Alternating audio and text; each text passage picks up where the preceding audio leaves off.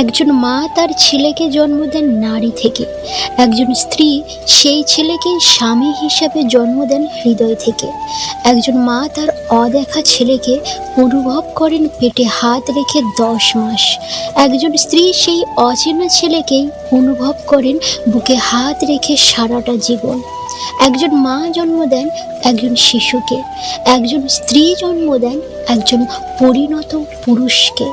একজন মা তার সন্তানকে হাত ধরে হাঁটতে শেখান, একজন স্ত্রী সেই সন্তানের হাত ধরে জীবনের সমস্ত পথটা হাঁটেন। একজন মা তার সন্তানকে কথা বলতে শেখান, একজন স্ত্রী প্রিয় বন্ধু হয়ে সারা জীবন তার কথা বলার সঙ্গী হয়ে ওঠেন। সন্তানের দায়িত্ব কাঁধে আসতেই মা তার সমস্ত পৃথিবী ভুলে যান, আবার স্ত্রী সেই সন্তানের দায়িত্ব নেবেন বলেই তার সমস্ত পৃথিবীটা ছেড়ে একদিন চলে আসেন। সন্তান না খেতে পারলে পাতের সেই উচ্ছিষ্ট খাবার মা এবং স্ত্রী উভয়ই খান, আবার সন্তান এবং স্বামীর মঙ্গল কামনায় উপবাস মা এবং স্ত্রী দুজনেই করে থাকেন। সন্তানকে বড় করেও সন্তানের থেকে প্রতিটা মাকেই আঘাত পেতে হয়, আবার স্বামীকে বিয়ে করেও প্রত্যেকটি স্ত্রীকে এক না একদিন নির্যাতিত হতেই হয়।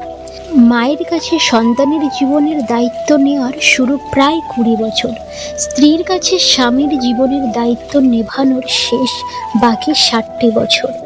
কখনো কখনো সেটি 80 বছরেও যেতে পারে যদি আয়ু 100 বছর হয়।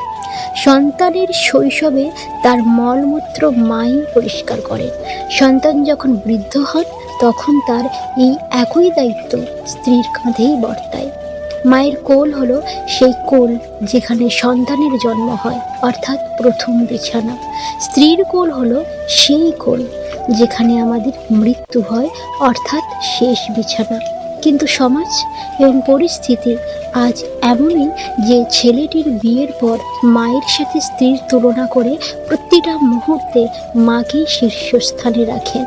যেখানে দুজনের ভূমিকাই সমান, সেখানে সামাজিক নজরে কেন মা আর স্ত্রীর মাঝে তুলনামূলক দ্বন্দ্বে বারবার পাঁচিল উঠবে বলতে পারেন?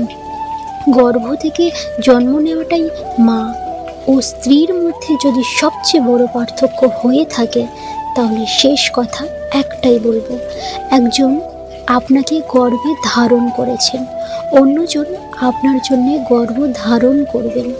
একজন আপনাকে জন্ম দিয়ে মা হয়েছেন, অন্যজন আপনার জন্যে আরেকজনকে জন্ম দিয়ে মা হবে।